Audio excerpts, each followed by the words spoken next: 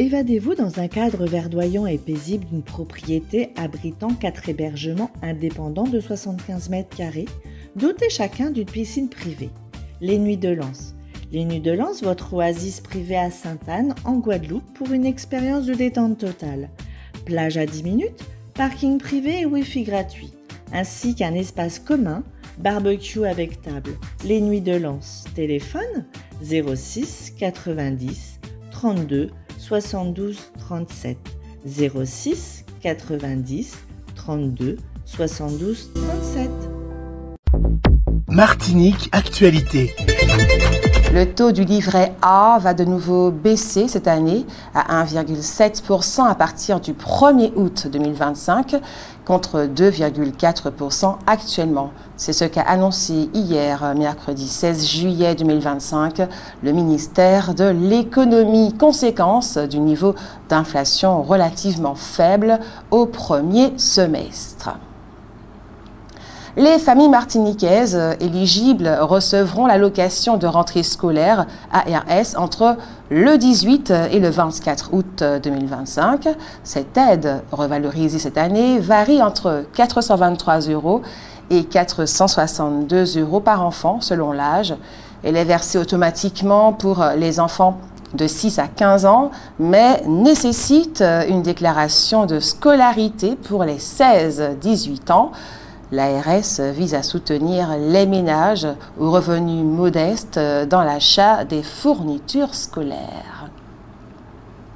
Le groupe GBH a décidé d'offrir un panier alimentaire d'une valeur de 50 € à 20 jeunes par mois très en difficulté financière. Ce dispositif est mis en place pour environ un an. Dans un communiqué qui nous a fait parvenir le MEDEF, Mouvement des entreprises France-Martinique, écrit notamment ceci. Le MEDEF Martinique prend acte des orientations présentées dans le cadre du plan Bayrou, mais ce plan ne peut ignorer les réalités propres aux territoires ultramarins. En Martinique, les fragilités structurelles, pauvreté, chômage, insularité, sous-dotation des services rendent certaines mesures particulièrement préoccupantes. Le gel des prestations sociales, les suppressions de postes publics ou encore l'année blanche budgétaire prévue pour 2026 risquent d'avoir des effets disproportionnés en Outre-mer. À l'heure où le gouvernement entend par ailleurs renforcer le pouvoir d'achat et soutenir la production locale avec le projet de loi contre la vie chère, plusieurs dispositions du plan Bayrou risquent d'en neutraliser les effets. Le gel des prestations contredit les objectifs de soutien au pouvoir d'achat, la réduction des effectifs publics menace la mise en œuvre des contrôles économiques annoncés, la baisse des subventions fragilise les filières locales. L'absence de différenciation territoriale contredit l'esprit même du texte vie chère. Le MEDEF Martinique réaffirme sa disponibilité à co-construire avec l'État une trajectoire de redressement juste, réaliste et soutenable pour les Outre-mer. Contrôlée à l'aéroport Aimé Césaire, une femme de 47 ans a été arrêtée en possession de 3 kg 180 g de cocaïne dissimulée dans ses effets personnels. Présentée en comparution immédiate, elle a été condamnée à 1 an d'emprisonnement ferme et incarcérée à Ducos. Elle aurait agi sous la pression d'une dette financière. Et puis une opération de la police nationale a permis l'interpellation de 3 individus soupçonnés de trafic de stupéfiants, plusieurs kilos de cocaïne, du cannabis ainsi que 2 armes de poing chargées ont été découverts lors de perquisitions. Les suspects ont été placés en détention. Ils vont être jugés dès demain, vendredi. La Fondation Clément, en partenariat avec la Mille Sud, propose, à compter d'aujourd'hui, jeudi 17 juillet, 2 nouvelles expositions. Fred Ali, Jinga, et Marché d'art, une exposition collective. La Fédération des Yoles Rondes de Martinique organise samedi une conférence de presse à l'occasion du Tour de Martinique des Yoles Rondes. Jusqu'au 28 juillet, la bibliothèque Schœlcher accueille Coutzier singulier pluriel.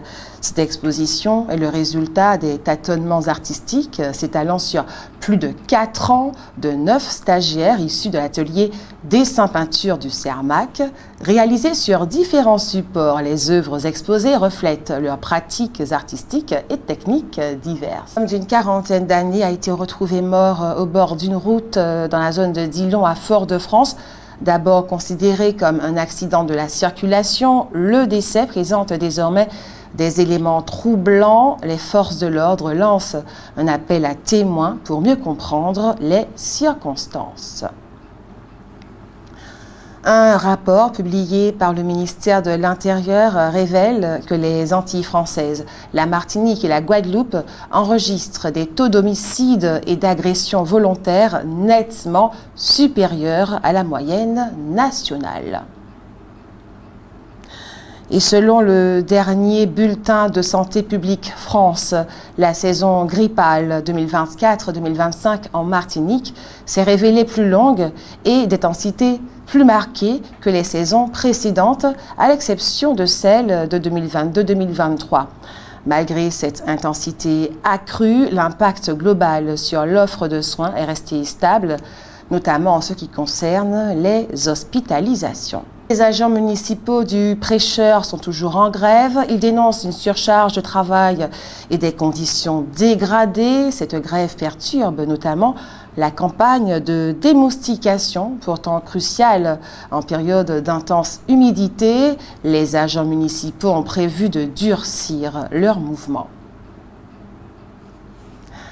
Clarissa Mélois s'illustre brillamment au BTS MCO avec une moyenne remarquable de 17,26. L'élève du lycée Montgérald au Marin obtient son BTS Management commercial opérationnel avec les félicitations du jury.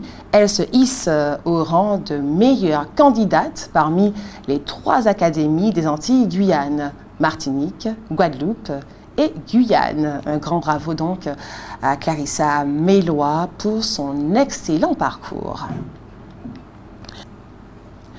Le député Max Mathiazin a interpellé le Premier ministre Manuel Valls sur les conséquences sociales et économiques de la baisse annoncée du budget alloué à l'outre-mer pour 2026. Il évoque un désengagement dangereux de l'État. Place à vos réactions. Dans votre avis compte, est-ce que vous aimez vraiment le champagne? Nous vous écoutons. Pas tellement. Pourquoi?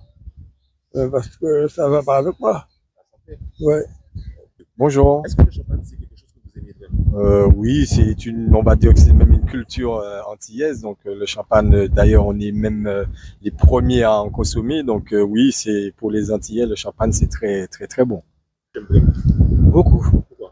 Je sais pas, c'est pétillant, c'est pas trop fort, c'est agréable à boire. Ah ben j'adore le champagne parce que je trouve que c'est frais, c'est pétillant, c'est franchement et c'est festif. Donc pour moi, une fête sans champagne, c'est pas une fête. Non, je peux non, bon, ça fait grossir le champagne. Et il y a beaucoup de maladies, ça peut donner beaucoup de maladies. Les gens boivent ça comme en Martinique vraiment beaucoup, mais c'est pas très bon pour la santé. Moi, en ce moment, je ne bois pas. Je ne bois pas d'alcool en ce moment. Je déconseille aux gens d'acheter du champagne. Ça va, je préfère autre chose, mais après, si jamais pour la fête, je dirais oui. Ouais. Non, j'aime pas vraiment le champagne. C'est trop gazeux, enfin, il y a trop de bulles. C'est pas quelque chose que j'aime vraiment. Est-ce que vous aimez vraiment le champagne? Pas du tout. Parce que j'aime pas le champagne. Il y a d'autres choses. Ouais. Bah vraiment, non, puisque le champagne, c'est fait pour, je sais pas moi, pour célébrer quelque chose, quoi. Une fête. Mais bon, aimer, c'est beaucoup dire. Le champagne, pas spécialement. Une coupe, 2 coupes, mais pas plus. Voilà. Mais sinon, il y a de bons champagnes. Voilà. Pas du tout. Parce que bon, ben, moi, je préfère mon rhum local. Le champagne, bon, c'est Non, c'est pas ma tasse de thé. Non, pas trop. Pas, je peux dire pas du tout. Non. Parce que je bois pas d'alcool. Et puis, ça bout de trop dedans après. Les bulles. Et pour madame? Occasionnellement, vraiment festif, c'est tout. Oui. Pourquoi? Parce que c'est pétillant, c'est bon. Ça a beaucoup de goût. Outremernews.fr, le site de l'actualité Outre-mer, 24 heures sur 24 et 7 jours sur 7. Retrouvez la chaîne Outremer News sur YouTube.